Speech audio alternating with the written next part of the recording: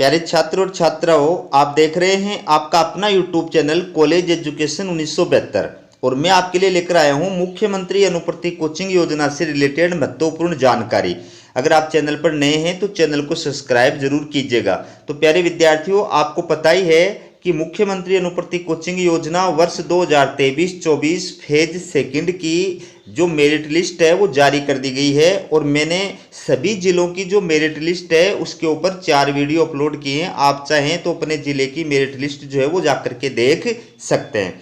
अब प्रश्न ये उठता है कि जिन विद्यार्थियों का इस मेरिट लिस्ट के अंदर नाम आ गया है उनको आगे की प्रोसेस के लिए क्या करना है।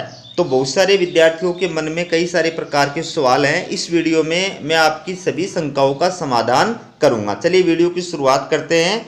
तो ये आप देखिए, पहला जो क्वेश्चन है विद्यार्थियों के दिमाग में क्या है कि मुख्यमंत्री अनुप्रति कोचिंग योजना मेरिट लिस्ट 2023-24 में सिलेक्टेड विद्यार्थियों को अब क्या करना होगा।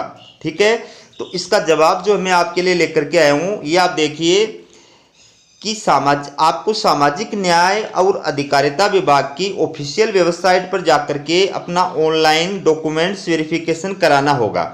लेकिन आप चाहें तो अपने जिला हेडक्वार्टर पर स्थित सामाजिक न्याय और अधिकारिता विभाग में जाकर डायरेक्ट डॉक्यूमेंट्स वेरिफिकेशन भी करा सकते हैं। ठीक है, दूसरा जो आपके दिमाग में प्रश्न आता है वो क्या आ रहा है, इस योजना की मेरिट लिस्ट में नाम आने के बाद विद्यार्थी कोचिंग कब तक ज्वाइन कर सकते हैं।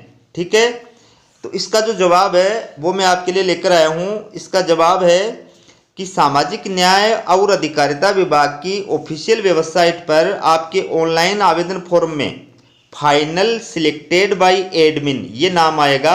जब आप अपनी एप्लीकेशन आईडी से फॉर्म खोलोगे तो उस पर क्या लिखा हुआ आएगा, फाइनल सिलेक्टेड बाय एडमिन। अगर ये आ जाता है तो इसके बाद में नाम आने के पश्चात कोचिंग ज्वाइन करने का आपको 1 महीने का समय दिया जाता है। ठीक है, 1 महीने के अंदर आप कभी भी कोचिंग ज्वाइन कर सकते हैं। अगला जो सवाल है वो है, क्या कोचिंग ज्वाइन करने के लिए कोचिंग वाले विद्यार्थी के पास खुद फोन करेंगे। उत्तर देखिए इसका जवाब है कोचिंग वालों के पास भी आपकी लिस्ट होती है, इसलिए वह भी आपको कॉल कर सकते हैं। आप भी चाहें तो direct final selected by admin में नाम आने के पश्चात कोचिंग में जाकर के संपर्क कर सकते हैं। ठीक है, अगला जो क्वेश्चन है वो क्या है, क्या मुझे कोचिंग में एडमिशन लेते समय फीस जमा करानी होगी। बहुत सारे विद्यार्थियों के दिमाग में ये प्रश्न आता है, क्या मुझे फीस जमा करानी होगी। जवाब जानिए, नहीं, आपको कोचिंग में एडमिशन लेते समय कोचिंग वालों को कोई फीस जमा नहीं करानी है, क्योंकि आपकी कोचिंग फीस का पुनर्भरण राज्य सरकार के द्वारा डायरेक्ट कोचिंग के अकाउंट में किया जाएगा। इसका नाम ही मुख्यमंत्री अनुप्रति कोचिंग योजना है। ये फ्री कोचिंग है, यानी इसमें आपको कोचिंग की फ्री सुविधा सरकार के द्वारा प्रदान की जाती है। तो आपकी कोचिंग की जो फीस होती है वो सरकार डायरेक्ट उस कोचिंग के अकाउंट में ट्रांसफर करती है, तो आपसे कोई कोचिंग फीस नहीं ली जाती है। ठीक है, अगला जो सवाल आपके दिमाग में क्या है, देखिए, अगर विद्यार्थी 1 माह के अंदर कोचिंग में उपस्थिति नहीं देता है तो क्या होगा। जवाब देखिए, इसका जवाब है, अगर विद्यार्थी 1 माह में कोचिंग में उपस्थिति नहीं देता है तो 1 माह बाद मेरिट लिस्ट से उस विद्यार्थी का चयन निरस्त कर दिया जाएगा और भविष्य में उसे पुनः अवसर नहीं दिया जाएगा और उसके स्थान पर वेटिंग लिस्ट वाले अन्य विद्यार्थी को अवसर प्रदान किया जाएगा।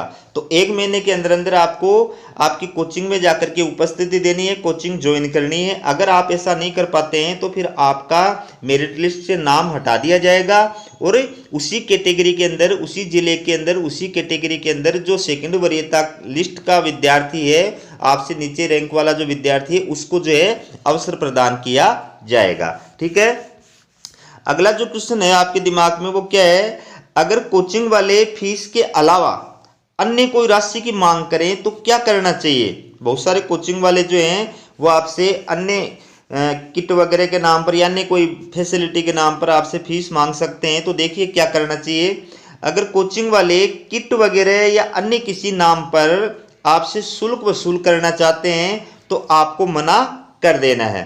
अगर फिर भी कोचिंग वाले आप पर प्रेशर डालते हैं तो आप 181 पर कॉल कर शिकायत दर्ज कर सकते हैं। ठीक है, अगला जो प्रश्न है विद्यार्थियों का वो क्या है, देखिए, क्या कोई विद्यार्थी कोचिंग को बीच में छोड़ सकता है?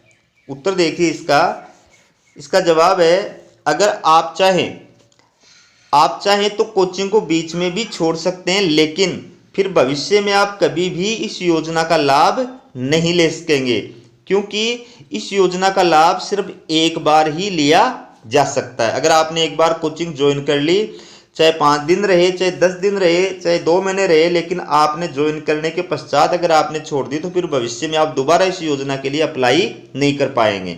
अगला क्वेश्चन देखिए, मेरिट सूची जारी होने के पश्चात यदि कोई विद्यार्थी अपनी कोचिंग को चेंज करना चाहे तो वो क्या कर सकता है? ये बहुत सारे विद्यार्थी जो है ऑनलाइन आवेदन फॉर्म भरते समय तो कोचिंग का नाम भर देते हैं, लेकिन जब उनका मेरिट लिस्ट में नाम आ जाता है तो वो जो है कोचिंग को चेंज करने का अवसर तलाशते हैं। तो उनके लिए ये जवाब जो है जानना बहुत जरूरी है।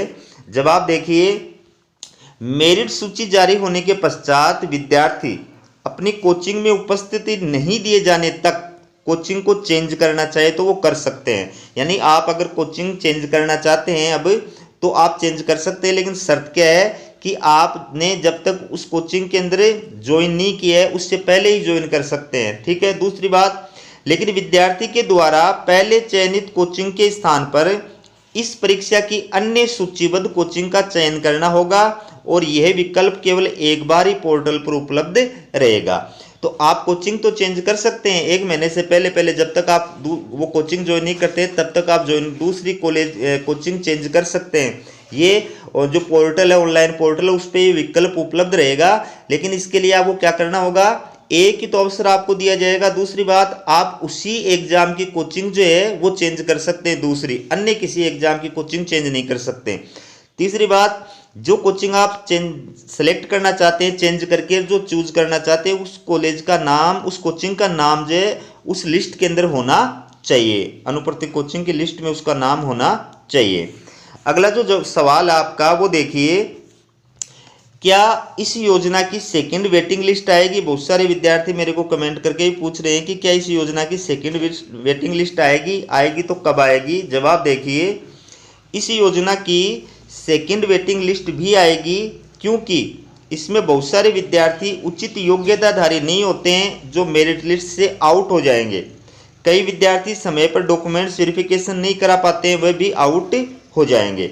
तो कई विद्यार्थी ऐसे होते हैं जिनके पास में वैलिड जो है योग्यता नहीं होती, उसके बावजूद वो अप्लाई कर देते हैं, और अप्लाई करने के बाद जब उनका डॉक्यूमेंट्स वेरिफिकेशन किया जाता है तो उसके अंदर कमी पाई जाती है, जिस वजह से उनको मेरिट लिस्ट से आउट कर दिया जाता है। कई विद्यार्थी जो है अज्ञानतावश मानिए, किसी भी वजह से मानिए वो कोचिंग ज्वाइन नहीं कर पाते हैं, तो उन विद्यार्थियों की जो सीट खाली रह जाती है उस स्थान पर दूसरी जो वेटिंग लिस्ट है, प्रतीक्षा सूची है, वो जारी की जाती है।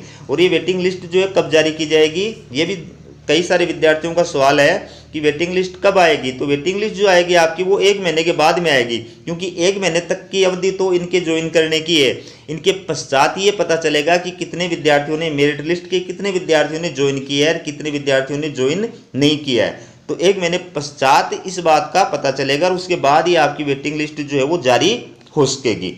ठीक है, तो प्यारे विद्यार्थियों, ये थी आपके लिए अनुप्रस्थित कोचिंग योजना से जुड़ी पूरी जानकारी। और इसी प्रकार की लेटेस्ट अपडेट पाने के लिए हमारे चैनल को सब्सक्राइब जरूर कीजिएगा। हमारा वीडियो देखने के लिए आप सभी छात्र छात्राओं का बहुत बहुत धन्यवाद।